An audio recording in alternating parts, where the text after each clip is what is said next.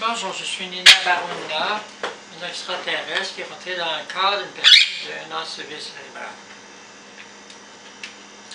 Je vais expliquer, certaines femmes le savent puis gardent silence là-dessus parce que c'est un secret entre femmes. Mais par contre, on ne révélera pas tout le contenu, mais quand même certains éléments. On va expliquer que les femmes, dans leur désir de beauté, préfèrent des gros seins, des petits seins, grosses fesses, des petites fesses, un bassin large, petit. Tout ce que la femme désire, quand Dieu le veut, ça se réalise. Même si ça fait affaire avec des extraterrestres, des ténèbres, n'importe quel type d'énergie, c'est Dieu qui accepte que ça se produise ou pas. Et Dieu, c'est un être de bonté. Donc, la part du temps, il permet que ces choses-là arrivent. Sauf que la femme, quand ça y arrive, des fois, elle peut avoir des jouissances. De sentir ses fesses grosses, d'avoir les seins. Elle a des souffrances aussi. Mais souvent, les souffrances, après, amènent des plaisirs aussi, où il y a un mélange de plaisir et de souffrance ensemble. La femme, c'est différent de l'homme. La femme, des fois, il y a de la jouissance dans des dimensions, il y a de la jouissance dans des dimensions, certaines dimensions de souffrance. Mais ce n'est pas nécessairement le masochisme, c'est parce que ça fait partie de la femme dans certains éléments de sa féminité. Donc, pour avoir des trucs comme ça, la femme souffre beaucoup, elle fait tout ça pour être belle pour elle-même, pour les autres femmes, pour avoir la complicité avec d'autres femmes, pour être comme les autres femmes dans les stéréotypes, puis aussi pour plaire aux hommes. Parce que les hommes se font des clichés, des stéréotypes, ça peut évoluer avec la culture, tout ça.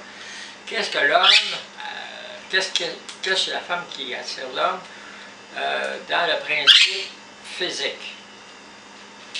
Donc, ce que la femme ignore, c'est que quand des désirs comme ça, il se produit des choses qu'elle n'est pas toujours consciente dans le monde spirituel et parapsychologique, paraspirituel.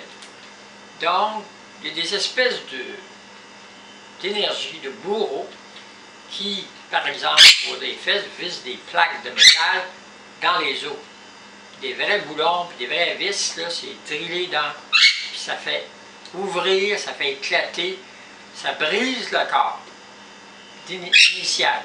Puis tout ce que la femme désire, c'est toutes des plaques, puis tout.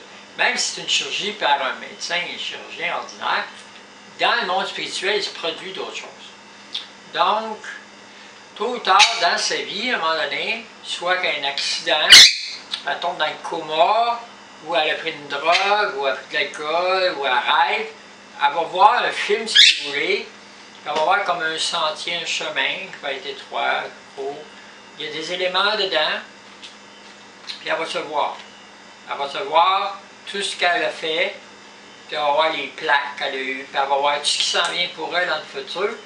Évidemment, il y a un point d'apogée, mais après ça, il y a un point où tu descends. Puis quand tu descends, c'est que les bourreaux, ils vont de plus en plus, ils en rajoutent des plaques, puis des vis, puis là, ils commencent à démolir le corps. Puis là, c'est le corps, les os qui s'en vont, puis la peau, puis tout ça s'arrache. Puis à la fin, c'est vraiment des salles de torture où on broie le crâne, on arrache la mâchoire, on perce les yeux avec des pics, on rentre des pics. C'est vraiment de la vraie torture. Puis les femmes sont obligées de passer par là. Mais la femme, après, elle continue d'exister. Mais la femme, elle, pour avoir le plaisir, elle fait du mal à Dieu, elle fait du mal à Jésus. Puis ça fait partie de la femme. Mais la femme aime Jésus, même si elle ne le dit pas, parce que Jésus, il pardonne, puis lui, il efface tout ça. Il efface ça, puis il redonne encore l'énergie pour encore les crucifier, pour encore qu'elle ait du plaisir. Parce que Jésus, il aime les femmes. Puis c'est ça qui fait que la femme est aimée de Dieu. Puis elle fait partie de Dieu dans cette dimension-là. Dieu l'a voulu comme ça. L'homme, c'est une autre dimension que j'ignore, que je ne connais pas. Mais la dimension de la femme, c'est ça. Mais les femmes, après, ils reviennent dans la nature, dans n'importe quoi.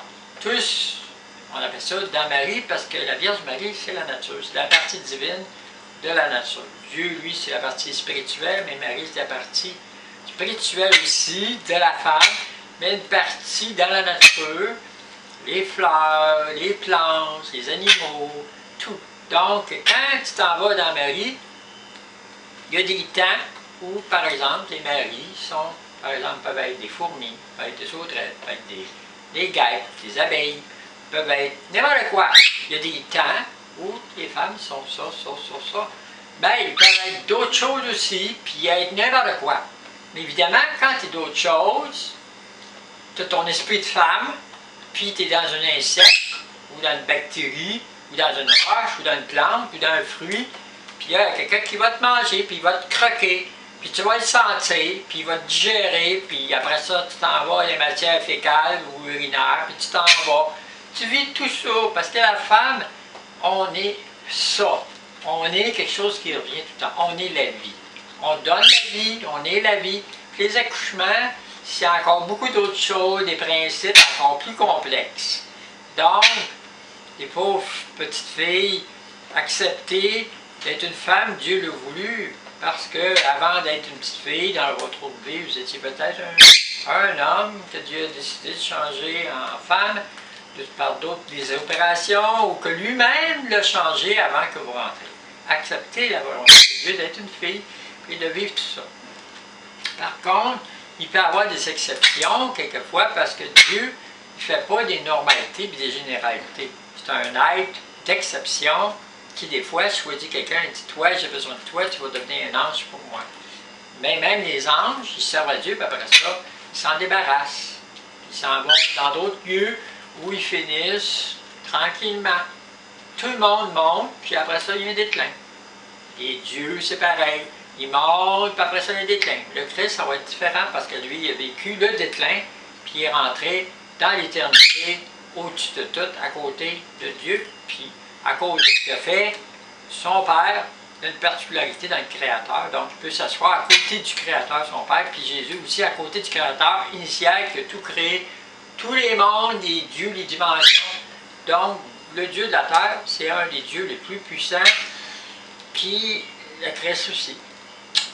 Tant qu'à là, Mahomet, ces trucs-là, c'est des amis de Dieu. Ils sont puissants aussi. Ils sont de d'autres dimensions, d'autres choses.